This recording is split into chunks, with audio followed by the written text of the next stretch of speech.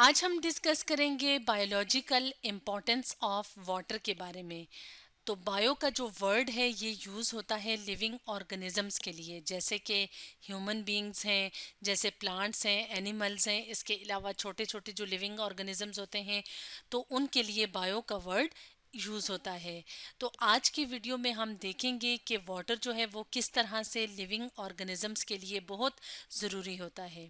तो इससे पिछली वीडियो में हमने देखा था कि किस तरह से वाटर जो है वो हमारी अर्थ के ऊपर जो ज़्यादा पार्ट है वो वाटर का होता है। यानी हमारी अर्थ का तकरीबन जो 70 टू 71% हिस्सा है, जैसे यहाँ पे ब्लू कलर से शो किया हुआ है, तो ये वाटर का है। यानी समंदरों में, दरियाओं में जो पानी होता है वो टोटल हमारी अर्थ का 70 टू 71% बनाता है।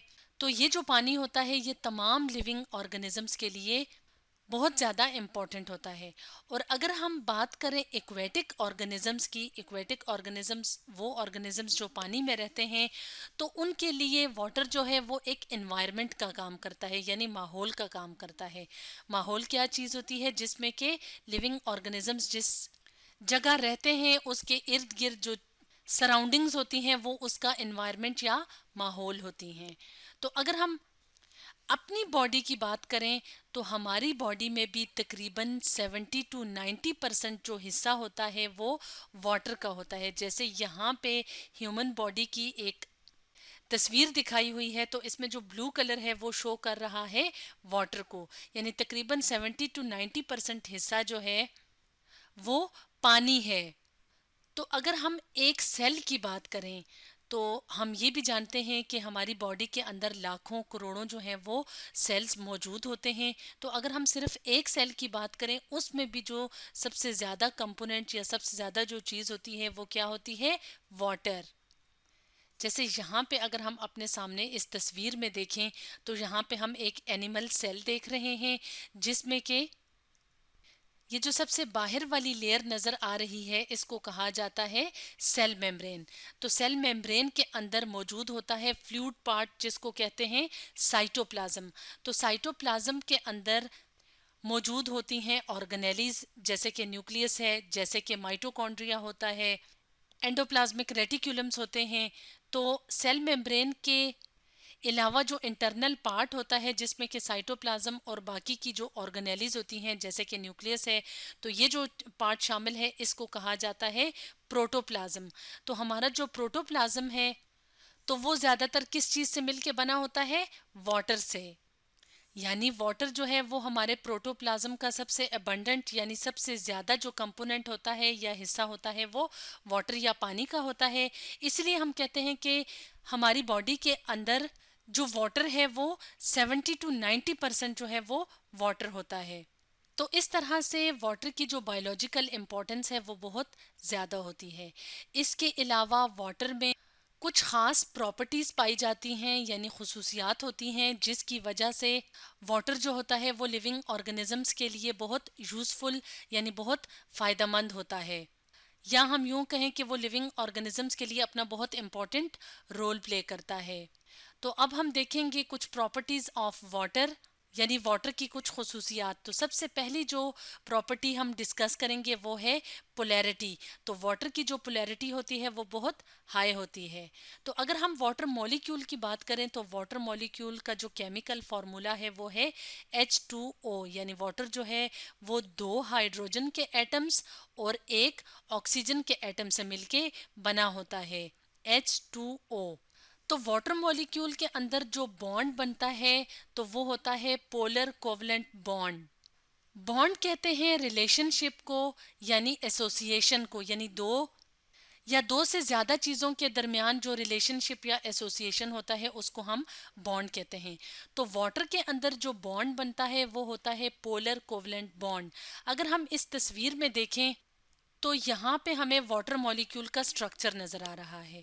तो कोवलेंट बॉन्ड का क्या मतलब होता है? दो एटम्स के दरमियान जब इलेक्ट्रॉन्स की शेयरिंग होती है तो उसको कहा जाता है कोवलेंट बॉन्ड। से यहाँ पे अगर हम देखें तो यहाँ पे हाइड्रोजन और ऑक्सीजन के दरमियान जो है वो जो बॉन्ड बनेगा वो किस वजह से बनेगा? इलेक्ट्रॉन्स की शेयरिंग की वजह से। जैसे यहाँ पे भी है और यहाँ पे भी है। और पोलर कोवलेंट बॉन्ड कब बनता है? जब दो एटम्स के दरमियान अनइक्वल शेयरिंग ऑफ इलेक्ट्रॉन होती है, यानी दोनों साइड से जो इलेक्ट्रॉन की शेयरिंग तो हो रही है लेकिन वो इक्वल नहीं होती, एक तरफ से ज़्यादा शेयरिंग होगी, एक तरफ से थोड़ी कम शेयरिंग होगी। तो इसी वजह से जो चार्जेस होते हैं तो वो हमें कुछ इस तरह के नज़र आते हैं। ये जो सिंबल होता है ये पार्शियल या स्लाइटली के लिए इस्तेमाल होता है। पार्शियल का मतलब होता है इनकम्प्लीट। तो हाइड्रोजन के ऊपर जो चार्ज होता है वो स्लाइटली पॉजिटिव चार्ज होता है। जैसे यहाँ पे ये वाला जो है ये स्लाइटली या पार्शियल के लिए साइन है और ये पॉजिटिव। इसी तरह इस हाइड्रोजन के ऊपर भी स्लाइटली पॉजिटिव चार्ज है और ऑक्सीजन के ऊपर स्लाइटली नेगेटिव चार्ज है। तो ये जो पोलर कोवलेंट बॉन्ड बनता है वाटर मॉलिक्यूल के दरमियान, तो इसकी वजह से वाटर की जो पोलैरिटी है वो बहुत ज़्यादा हाई होती है। अब हाई पोलैरिटी का हमें क्या फ़ायदा होता है, इसके लिए हम अपने सामने एक और तस्वीर ले आते हैं। तो यहाँ पे हम अपने सामने इस तस्वीर में क्या देख रहे हैं? वाटर। और वाटर को हम क्या कहते हैं? सॉल्वेंट। सॉल्वेंट वो चीज़ होती है जो अपने अंदर दूसरों को डिज़ोल्व करती है यानी हल करती है। जैसे इस तस्वीर में जो दूसरा कंपोनेंट है यानी जो दूसरी चीज़ है वो है सॉल्ट। तो जब सॉल्ट को हम यहाँ पे क्या कह रहे हैं? सोल्यूट कहते हैं। तो जब सोल्यूट को यानी सॉल्ट को हम वाटर के अंदर, पानी के अंदर डालते हैं तो ये क्या हो जाता है? इसके अंदर डिज़ोल्व हो जाता है यानी हल हो जाता है। तो इसके डिज़ोल्व होने से क्या चीज़ बन जाती है? एक सोल्यूशन बन जाता है। तो वाटर की हाई पोलैरिटी की वजह से वाटर में जो डिज़ोल्विंग पावर होती है वो बहुत ज़्यादा होती है यानी हाई होती है। तो इसी वजह से यानी ये जो डिज़ोल्विंग पावर है पोलैरिटी की वजह से, तो इस वजह से हम कहते हैं कि वाटर क्या है? एक्सीलेंट सॉल्वेंट है, या हम कहते हैं कि ये क्या है? यूनिवर्सल सॉल्वेंट है। यूनिवर्सल सॉल्वेंट का क्या मतलब है? कि ये अपने अंदर मुख्तलिफ तरह के जो केमिकल्स होते हैं, मुख्तलिफ तरह के जो सल्यूट्स होते हैं, तो उनको अपने अंदर डिज़ोल्व करने की कैपेसिटी रखता है। तो आपने अपने घर में और भी सॉल्वेंट्स देखे होंगे, जैसे स्पिरिट है जिसको ज़ख़म वगैरह साफ़ करने के लिए इस्तेमाल किया जाता है, तो वो भी सॉल्वेंट होता है। लेकिन बाकी सॉल्वेंट्स के मुकाबले में जो वाटर है उसमें ये खुसूसियत होती है कि वो ज़्यादा सारी जो सब्सटेंसेस हैं यानी ज़्यादा वैरायटी में सब्सटेंसेस हैं उनको अपने अंदर डिज़ोल्व कर सके, इसीलिए इसको कहा जाता है यूनिवर्सल सॉल्वेंट। अब इस यूनिवर्सल सॉल्वेंट होने का हमें, अगर हम अपनी बात करें ह्यूमन बीइंग्स, तो हमें क्या फ़ायदा होता है? इसके लिए दोबारा से अगर हम ये तस्वीर लेके आएँ तो यहाँ पे क्योंकि हमने देखा था कि वाटर जो है वो हमारे सेल में भी ज़्यादातर जो हिस्सा होता है वो वाटर का होता है। तो इसके अंदर यानी हमारे सेल को जिन चीज़ों की, जिन सब्सटेंसेस की ज़रूरत होती है, तो यहाँ पे क्योंकि वाटर एज ए सॉल्वेंट है तो वो क्या कर रहा है? वो मुख्तलिफ सब्सटेंसेस को अपने अंदर डिज़ोल्व कर लेता है। इसके अलावा हमारे जिस्म में जो खून की नालियाँ यानी ब्लड वेसल्स होती हैं, जिनमें के ब्लड यानी खून होता है, वो जो ब्लड है उसमें भी ज़्यादा हिस्सा वाटर का होता है। तो वाटर क्या करता है? अपने अंदर ऑक्सीजन को और न्यूट्रिएंट्स को यानी ग़िज़ाई अज्जा को डिज़ोल्व करके, हल करके पूरी बॉडी तक पहुंचाता है। इस तरह से वाटर की इस प्रॉपर्टी की वजह से हमें भी बहुत ज़्यादा फ़ायदा होता है। अब हम बात करेंगे वाटर की एक और प्रॉपर्टी की, और वो क्या है? बॉइलिंग पॉइंट और फ्रीजिंग पॉइंट। बॉइलिंग पॉइंट किसे कहते हैं? जिस पे कि कोई जो लिक्विड है वो वेपर्स में कन्वर्ट होना शुरू होता है। जैसे वाटर की बात करें तो वाटर जो है, जब वाटर को हीट किया जाता है तो एक टेम्परेचर ऐसा आता है कि तब जो वाटर है तो उससे भाप बननी यानी स्टीम, या हम यूं कहें कि वेपर्स बनने शुरू होते हैं, तो वो होता है वाटर का बॉइलिंग पॉइंट। और वाटर का बॉइलिंग पॉइंट जो है वो कितना होता है? 100 डिग्री सेंटीग्रेड। और फ्रीजिंग पॉइंट किसे कहते हैं? जब वाटर जो है वो फ्रीज हो जाता है यानी पानी से जो है वो बर्फ बन जाती है, और वाटर का जो फ्रीजिंग पॉइंट है वो कितना है? 100 डिग्री सेंटीग्रेड। तो अगर बॉइलिंग पॉइंट की बात करें तो वाटर का जो बॉइलिंग पॉइंट है वो हाई होता है। और ये जो हाई बॉइलिंग पॉइंट है ये किस वजह से होता है? ये होता है स्ट्रॉन्ग हाइड्रोजन बॉन्डिंग की वजह से। अब जैसे कि हमने वीडियो के स्टार्ट में बताया था कि वाटर मॉलिक्यूल के आपस में जो बॉन्ड बनता है वो होता है पोलर कोवलेंट बॉन्ड। जैसे कि यहाँ पे हमने देखा था, वीडियो के स्टार्ट में देखा था कि पार्शियल पॉजिटिव और पार्शियल नेगेटिव चार्ज होता है, यानी पोलैरिटी होती है, और इस तरह का जो बॉन्ड बनता है अनइक्वल शेयरिंग से, उसको कहते हैं पोलर कोवलेंट बॉन्ड। तो ये तो था एक वाटर मॉलिक्यूल, लेकिन जब ज्यादा सारे वाटर मॉलिक्यूल्स होते हैं तो वाटर मॉलिक्यूल, यानी ये एक वाटर मॉलिक्यूल है, ये दूसरा है, ये तीसरा, ये चौथा, तो इनकी आपस में जो अट्रैक्शन होती है, ये जो आपस में एक दूसरे के साथ जो है वो अटैच होते हैं, वो किस वजह से होते हैं? हाइड्रोजन बॉन्डिंग की वजह से। और हाइड्रोजन बॉन्डिंग किसे कहा जाता है? हाइड्रोजन बॉन्डिंग जो होती है वो एक इलेक्ट्रोस्टैटिक अट्रैक्शन होती है। किस किस के दरमियान? हाइड्रोजन एटम के दरमियान, और जो दूसरा एटम होगा वो इलेक्ट्रोनेगेटिव एटम होगा। तो यहाँ पे हम क्योंकि वाटर मॉलिक्यूल की एग्जांपल देख रहे हैं, तो यहाँ पे हम हाइड्रोजन बॉन्ड को देखें तो हाइड्रोजन बॉन्ड का वैसे जो नाम होता है वो इसी वजह से होता है कि जो एक एटम होता है वो हाइड्रोजन होता है, और जो दूसरा एटम होता है वो कोई सा भी इलेक्ट्रोनेगेटिव एटम होता है। जैसे यहाँ पे वाटर के केस में जो दूसरा एटम है वो क्या है? ऑक्सीजन, जिसके ऊपर पार्शियल नेगेटिव चार्ज है, और हाइड्रोजन के ऊपर क्या है? पार्शियल पॉजिटिव चार्ज है। तो इस तरह से हाइड्रोजन एटम और जो दूसरा इलेक्ट्रोनेगेटिव एटम होता है उनके दरमियान जो अट्रैक्शन होती है उसको हाइड्रोजन बॉन्ड कहा जाता है। तो वाटर की जो हाइड्रोजन बॉन्ड होती है, यानी वाटर की जो हाइड्रोजन बॉन्डिंग है, उसकी वजह से वाटर का जो बॉइलिंग पॉइंट होता है वो हाई होता है। तो नॉर्मली जो हाइड्रोजन बॉन्डिंग होती है वो क्या होती है? स्ट्रॉन्ग बॉन्डिंग होती है, यानी इतनी जल्दी इस बॉन्ड को तोड़ना मुमकिन नहीं होता, क्योंकि ये स्ट्रॉन्ग अट्रैक्शन होती है हाइड्रोजन और दूसरे इलेक्ट्रोनेगेटिव एटम के दरमियान। यानी ऐसा नहीं होता कि वाटर को हीट प्रोवाइड की जाए और फौरन फौरन से जो है ये वाले जो बॉन्ड्स हैं, हाइड्रोजन बॉन्ड्स वाटर मॉलिक्यूल के दरमियान, ये टूट जाएं और फौरन से जो है वाटर जो है वो लिक्विड स्टेट से चेंज होके वेपर्स बन जाएं। ऐसा नहीं होता। ऐसा क्यों नहीं होता? क्योंकि वाटर में स्ट्रॉन्ग हाइड्रोजन बॉन्ड्स मौजूद होते हैं। अब इस चीज का हमें क्या फायदा होता है, यानी लिविंग ऑर्गेनिजम्स को क्या फायदा होता है? तो वो ऑर्गेनिजम्स जो पानी में रहते हैं, यानी जो एक्वेटिक ऑर्गेनिजम्स होते हैं, जैसे यहाँ पे हम अगर अपने सामने इस तस्वीर में देखें तो यहाँ पे हमें जो है वो एक्वेटिक ऑर्गेनिजम्स जैसे फिशेस वगैरह हैं तो वो नज़र आ रही हैं जो पानी में रहती हैं। तो अब क्योंकि ये पानी जो है ये क्या है? ये इन एक्वेटिक ऑर्गेनिजम्स के लिए, यानी पानी में रहने वाले ऑर्गेनिजम्स के लिए क्या है? इकोसिस्टम है, एक जो है वो इन्वायरमेंट है। इन्होंने हर टाइम इसी इन्वायरमेंट में रहना होता है। तो वाटर की ये जो प्रॉपर्टी होती है, यानी हाइड्रोजन बॉन्डिंग की वजह से ऐसा नहीं होता कि वाटर जो है वो ऊपर से अगर हीट मिल रही है, सूरज की रोशनी जो है वो पड़ती है तो फौरन फौरन से इसके बॉन्ड्स टूट के तो ये जो है वो वेपर्स बन जाएं, और या पानी जो है वो बहुत गर्म हो जाए जिसकी वजह से इसमें इनका रहना मुश्किल हो जाए। ऐसा नहीं होता। और ना ही ऐसा होता है कि बाहर जो है वो अगर सर्दी है तो फौरन से जो है ये पानी बर्फ बन जाए, और अगर ये बर्फ बन जाए फिर तो इन एक्वेटिक ऑर्गेनिजम्स का रहना यहाँ पे मुश्किल हो जाए। तो इस वजह से ये जो हाइड्रोजन बॉन्डिंग होती है वाटर की, उस वजह से वाटर का जो खास बॉइलिंग पॉइंट और फ्रीजिंग पॉइंट होता है तो वो इम्पॉर्टेंट होता है वाटर में रहने वाले लिविंग ऑर्गेनिजम्स के लिए। तो इस तरह से ये एक और प्रॉपर्टी थी वाटर की जो कि इम्पॉर्टेंट होती है लिविंग ऑर्गेनिजम्स के लिए। अब हम बात करेंगे एक और प्रॉपर्टी की जो है हाई स्पेसिफिक हीट।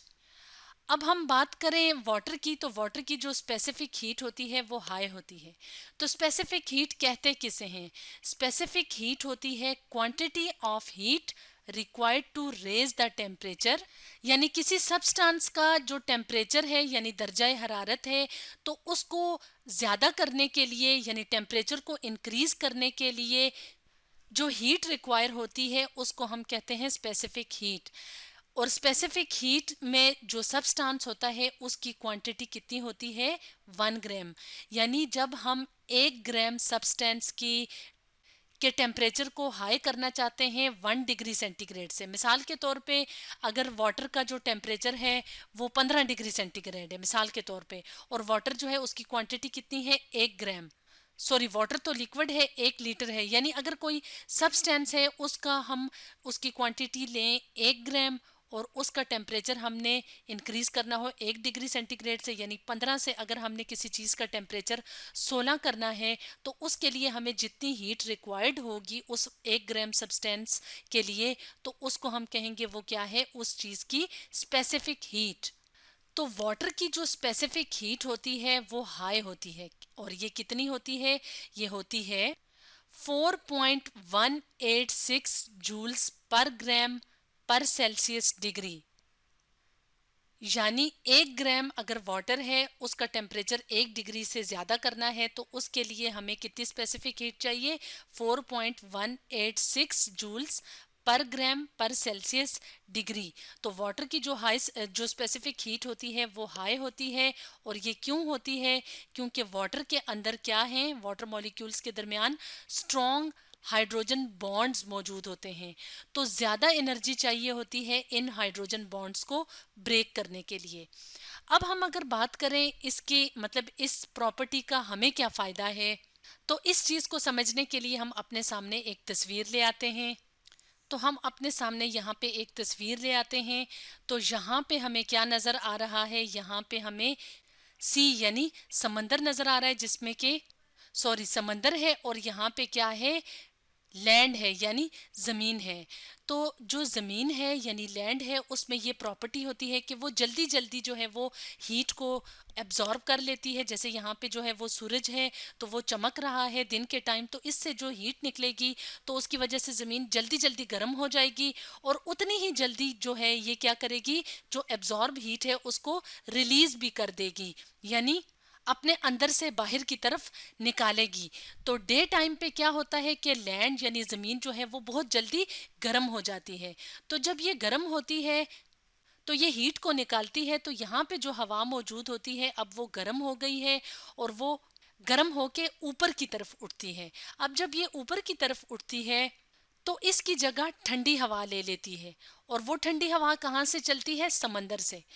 अब हम अगर बात करें समंदर की, तो समंदर के ऊपर क्यों ठंडी हवा होती है दिन के टाइम, ये इसलिए होती है क्योंकि वाटर की जो स्पेसिफिक हीट है वो हाई है।